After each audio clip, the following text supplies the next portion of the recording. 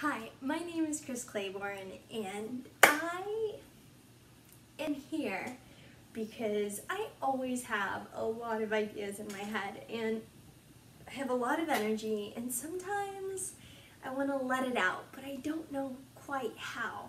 And so this video might be everywhere, but I want to stay on topic as best as I can because I plan on making a lot of these life lesson videos. But today's life lesson is about how not to get embarrassed. So this has been something kind of on my heart and on my mind to share with other people because I feel as if I wish I would have heard this when I was growing up, and I also wish I would have heard this as soon as I could. As soon as someone could share this information with me, I wish I would have learned it. But I am a personal trainer and a group fitness instructor, and so I deal with a lot of women of all ages, of all platforms, of all fitness levels, of all walks of life. And one of the common themes is embarrassment. A lot of the common theme is also just not having confidence and not feeling healthy, not feeling good about ourselves, not loving ourselves. And so each theme could really have its own video, but I want to talk about how not to be embarrassed, where I learned this, why it applies to my life, and the times where I failed at this. So my dad has really been my fountain of wisdom my entire life. He has been someone who has really tried to do the best that he could with leading by example, showering me with wisdom. And I remember when I was young, we would ride in car rides. Every Sunday we would go to the movie theater. We'd always share a bucket of popcorn and an icy or a pop. And so that memory is burned in my mind. But he would share wisdom with me at any point that he could, whether we were driving, whether he was putting gas and my window was down just waiting for him, whether we were grocery shopping, whatever it was, he would share a piece of wisdom, and some of them have stuck with me and some of them haven't.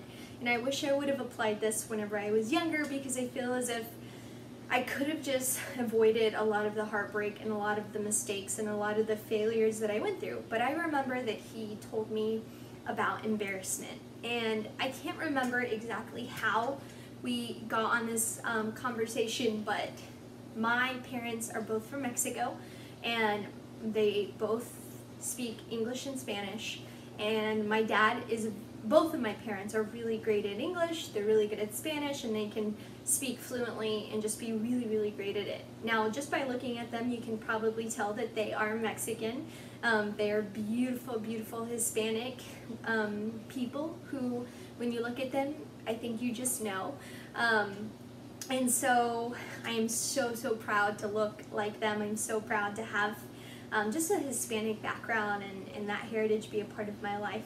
So I remember, if I remember correctly, that we were talking about how it's a benefit to speak English and Spanish at a workplace and how people are looking for more of that, to be able to speak English and Spanish. And so if I remember correctly, we were talking about just putting that on an application and just using that to our strength. So the topic of, you know, our people not knowing English and other people treating them poorly came up. And this is because my abuela, she doesn't speak very well in English. She does speak English, but she doesn't speak very, very well, and she also doesn't understand very well. I mean, she knows what you're saying, and she knows how to communicate the best that she could, but Spanish is her primary language. And so I remember I took her to the doctor's appointment, and she asked me to come with her. This was the first time. My sister had gone with her previously, and I kind of sat back and just let her check in and do her thing. And I remember this woman being so nasty to her, and it was just the woman at the front desk. And my grandma had a question about seeing a particular doctor and asking particular questions, but she couldn't articulate very well. And the woman just kept telling her to sit down, we'll be with you. Just wait your turn, we'll be with you. But she was very aggressive, and she wasn't allowing my grandma to get out her phrase. She was being very just angry, and she wouldn't even look up at her, and so she was just shooing her away. And I had a feeling that it was because my grandma is like 4'8", she doesn't speak English, and you can tell she doesn't have any confidence. And so I feel as if that the other woman took advantage of the vulnerability and the lack of confidence and the lack of language and just shoot her away. And I remember my blood boiling. And if you know me, you know that my blood does not boil very often. And when it does, I can control it pretty well. But at this point, I was extremely angry. And my grandmother told me that this isn't the first time, and she actually experiences this pretty often. And she's just telling me, like, it's okay, this is how it is. This is just the way the world works. And I remember just being so angry about this. And so I went up to the window and I said, my grandmother had some questions. We were wondering if we could talk to the doctor during or after so we can ask these specific questions. And she looked up at me, and she wasn't as angry with me, but she still had a really bad attitude. So that told me that it wasn't just towards my grandmother, it was just her personality, and it was just, doesn't make it right. I do feel as if she probably is more aggressive to people like my grandmother, and she wasn't as aggressive to me. But I said, we just don't appreciate your attitude. And she was like, if I remember correctly, she was apologetic, nothing authentic, and I just quit it at that. And so, fast forward, my point being is that my grandmother should not feel embarrassed because of her language. She should not feel embarrassed because she's 4'8" or because she is from Mexico. She worked hard to get her citizenship. She's been here for a long time. She raised my mom. She raised, I think, 3 other kids as a single mom, and so all of them have their citizenship. All of them have built an American dream for their family, and so it just breaks my heart that someone is embarrassed and is treated that way. So that's one point I want to make, is it doesn't matter where you come from, and it doesn't matter what language you speak or what you wear, or if you're wearing Lululemon or if you're wearing Goodwill. Don't be embarrassed about who you are, because who you are is a statement. Who you are matters, and we shouldn't try to change that because it's in no one's place to make you feel shameful because of where you come from or who you are. So don't feel embarrassed if you wear a certain kind of clothes, if you vote a certain way, if you come from a certain background, if you're missing teeth, if you have a bad haircut, if you have whatever the case is just own who you are. If you want to change it, and if you don't, then just own who you are, because there's no point in being ashamed and being embarrassed by that. Just own it, and if you have goals, reach for them. So always be yourself. The next point I want to make is I am 25 years old, and so when my dad gave me this advice, I probably want to say maybe between 16 and 18. He filled me with a lot of wisdom. So I remember, me saying how, I'm really young, and my dad would always say, just be very careful because people are gonna look down on you because you are young. People are gonna tell you that you can't do something because you are too young. People are gonna act like they are smarter or better because they have more experience than you and because you are young. Be very, very mindful of that, and don't let it get you down. And I remember him just telling me this at a young age. And as I grew, and as I built my business, and as I became acquainted with really important people, not just in the fitness industry, but in hospitals, in board meetings and things like that, I did kind of shrink in myself because I thought, I'm the youngest one here. I don't have a lot of experience in marketing. I don't have a lot of experience as a CEO. I don't have a lot of experience in life. Have there been times where I've been looked down upon? Yes. Have there been times where people say, she's too young, like maybe next year, she's too young, like let her get some experience. That happens to me all the time. People will look at me, they will see my age, and they will see someone else who might be a little bit more mature, or not that I'm immature, but if you're 50 years old or 60 years old, you are just naturally more mature because you have more wisdom of this life, because you've been here longer. Now that doesn't take away from my wisdom, it doesn't take away from, you know, my greatness, it just means that you have more years on me. And so it's not bad or good, but I have been in situations where I was too young for even just being in the room. And so I really want to encourage you that if you're young, and even switch it, if you're the older one, don't be embarrassed by that. I want you to own your age. I want you to own where you came from, where you come from, like we talked about in the beginning, but also own your age. Because am I young? Yes, but that doesn't take away from my work ethic, that doesn't take away from my morals, that doesn't take away from my passion or my drive. And so don't let anybody make you shrink because of your age.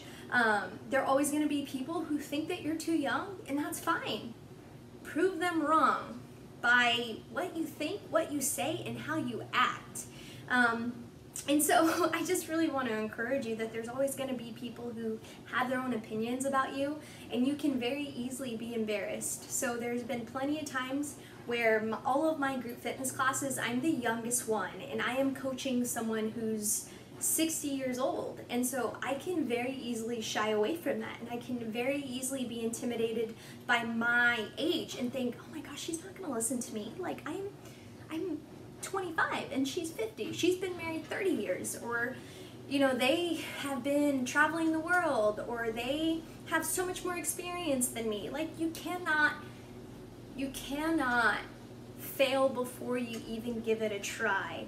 So in fitness and in health and in motivation and in healthy habits, I am going to own it, and I am going to coach you if you want to be coached. I don't care if you're 60, I don't care if you're 30, I don't care if you're 15. I know my strengths, I know where I can help you, and I know that I am good at what I do. I am a professional, and I am confident in my training and in my teaching. And so I cannot allow the idea of I'm too young, I'm too young, I'm too young to keep me from reaching my goals and from helping people to be healthier and happier. And this goes for anything in life. If you think that you're too young to pursue something, well, guess what? You're not going to be able to succeed if you don't change your mindset into thinking that age just doesn't freaking matter. It really doesn't. You need to own your age. You need to own where you come from and go for it. So don't shy away and don't be embarrassed by your age. And another point that I really wanted to hit on was, again, my dad telling me not to be embarrassed. And I spoke Spanish when I was growing up. I spoke majority of Spanish in Texas, and then I moved to Oklahoma and it flipped. I speak mainly English, and I also speak Spanish, but English is a part of my everyday. So I remember, you know, I get slipped up on words a lot, and I do think it's because Spanish was my first language, and so it was really embarrassing for me to slip up on my words and get tongue twisted a lot. And so I have to really just take a break and think, Kris, like, just take a breath. You know the word, you know how to pronounce it. But I remember growing up, I had to take these tests when I moved to Oklahoma, and I think everybody who is Hispanic, or maybe you're of another nationality, and you have to take these tests to somewhat prove that you can speak enough English to advance to the next grade or be in that class. And so I forget what they're called, but I used to be taken out of class and taking these tests to prove that I can, you know, speak English form sentences, know what a verb, a noun, and all these things are. And so I still got super slipped up on my vocab, and I still knew English, but I would get slipped up. And so I remember telling my dad about how that could be embarrassing because, you know, other people might think that you have a stutter or might think that you can't speak English. And I remember him just saying that he was the president of nursing, the vice president of nursing at Mercy Hospital for a long time. And I remember him saying that it happens to him all the time. He's like, that happens to me all the time. He talks to everybody. He really does, whether he knows you or not. And I remember him just saying, like, Kris, that happens to me on a daily basis. So what? You have to just roll with the punches. You have to roll with it, fix yourself, and keep moving. Because if you were to shy away and allow your embarrassment to be seen, people aren't going to see you as a leader. People are going to see you as someone who has some things to work on, which is okay, but you don't want to be seen that way if you're striving to be a leader in different environments. And he's like, don't shy away from something like that. You can practice these words. You can take a mental checklist about the words that you're slipping up on and just practice them, but you cannot be embarrassed about something so little, because in hindsight it is little. If I get, you know, choked up on a certain word, it's not the end of the world. And if I'm able to control myself and say it properly, that instead for me shows maturity, and it shows the fact that I'm not perfect and that I can control my emotion and control my actions and then just fix it accordingly. And so I just really appreciated that because it helped me not really sweat the small things. And this goes into every aspect of my life. There's been a lot of times where I don't know something. My husband comes from finances, and so he talks a lot about financing and stocks and investments, and I will just straight up ask, like, I don't know what that means. Can you explain it? And other people have been talking way over my head, and I have to just say, I'm sorry, I don't know what that means. Can you explain it? And then I ask a lot of questions, even in fitness. I ask, like, what does that work out? What does that mean? Wait, just so that I understand. Is it this? Hold on. So what I'm hearing is this. Is that correct? And so I am someone who I want to understand. I'm a visual learner, and you cannot shy away from that because you would rather ask the questions. Make sure that it's not like this annoying thing, but ask the question so that you understand, so you can prepare yourself for success. Because if you go in there shying away from, you know, asking questions, or like, oh my God, am I the only one asking questions? Like, you cannot shy away from that because you're going to set yourself up for failure. And I've really had to learn that the wrong way. I've really had to learn that the hard way. And so I have to just be bold. And in my world, the fitness world, there's men primarily. You see men trainers almost everywhere, and you see a lot of female group fitness instructors, but I work around a lot of males, and so it can be very easy for males to dominate the conversation or dominate the atmosphere, which is I don't have a problem with, because I know I can stand on my own 2 feet. I know what my strengths are. I know what I bring to the table, and I don't have to compete with another male or even another female. It's just me in my lane, and I'm going to do what I can to help the team out and to bring what's special about K-Fit to the team. And so I'm just going to worry about what I can control, but at the same time I have to hold my own. I have to show that I am capable, that I am strong enough, that I am able to show vulnerability and weakness, and I am able to be a team player. And I feel as if you cannot go into these things, or if you are, you need to really practice on not being embarrassed when it comes to asking questions or opening up your shoulders and saying, hi, I'm here, I'm going to give my comment, I'm going to give my input, because there's just no reason for you to be embarrassed or shy away from these things. And really, all of these things build up your confidence. So it's not just about eating healthy. It's not just about the way you dress. It really is about your words and your actions. If you can walk into a room with your shoulders back, your chin up, not like crazy, but like your chin up, and you're just like, you know what, I'm here My presence is known. I don't have to show my body. I don't have to be loud. I don't have to starve for attention to let you know that I'm here. I'm here. Hello world. And so really it takes practice. So if you can walk into a room and just make your presence known by the way you stand, the way you carry yourself, the words that you say and the tone that you say them, man, it'll build your confidence, and it takes practice, but anybody is capable of doing this. Anybody is capable of practicing this, and this is something that didn't come easy to me. I know I tried out to be a Disney princess a few months ago, and I have no experience in that world. I did do acting, and I wanted to actually be in performing arts major when I went to college, but my dad didn't let me. But I was in a lot of performing arts. I did a lot of plays in high school, and so this was something that I really wanted to do, but in college, but I actually went criminal justice, and then I went business marketing, and I was a full-time athlete, and I had no time to really dabble in that. But I love musicals, I love Broadways, I love plays, and so this is essentially hanging out with a Disney princess or even a superhero. And so I walked in there with this beautiful red dress, and I just owned it with my posture, with my body image. I smiled, I looked at people in the eye, I skimmed the room, and I remember feedback was, wow, you have a lot of confidence. And I ended up getting it. I ended up getting hired by them. Never in a million years did I think I would get it, but I did. And so confidence goes a long ways, and it takes practice, but not being embarrassed by the silly things, and being able to show your confidence walking into a room, because I promise I see this so often.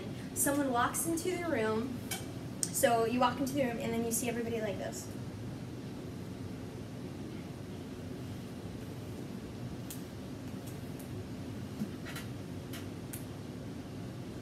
And you're really probably not even doing a thing. You just want to pass time by being on your phone and acting like you're busy.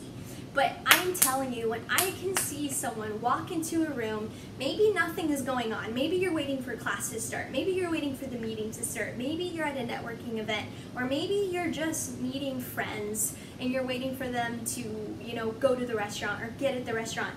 And you can sit like this.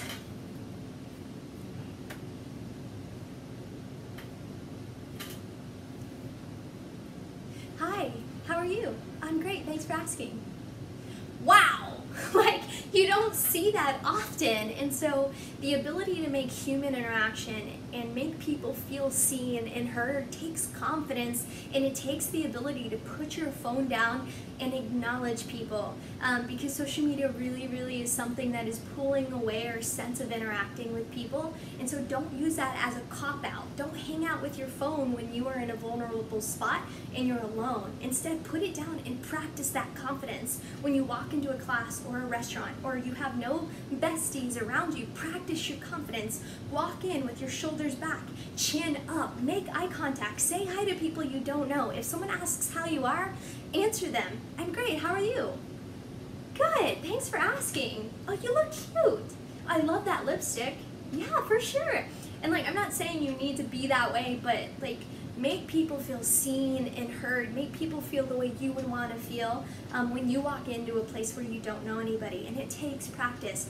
But you don't have to say a word. You don't have to show your body. You don't have to be loud to get that fierce feeling of confidence and walk into a room and own it. You can do that by not sweating the small things. You can do that by opening up your shoulders and knowing that you are all of that in a bag of chips. You can do that by setting the stage for your amazingness. And so I don't know what else to say other than this takes practice. So don't sweat the small things, those things that you're getting embarrassed about, whether it's asking questions or shying away from who you are, who your mom is, who your grandma is, or whatever, what you wear. Let it go, because none of that stuff matters. What matters is your words, your actions, and how you make people feel. And so hang on to the things that matter and let go of what doesn't matter. So I hope that you practice these things. I hope that these tips helped you. And remember that you are amazing. you were made in God's image and that you can do anything you set your mind to. Tell yourself that you are strong, that you are capable, that you are powerful, that you are enough, and you will be, but it takes practice. Go and fight for the life you want to live. I believe in you. Go be great. K-Fit, over and out. See you guys later.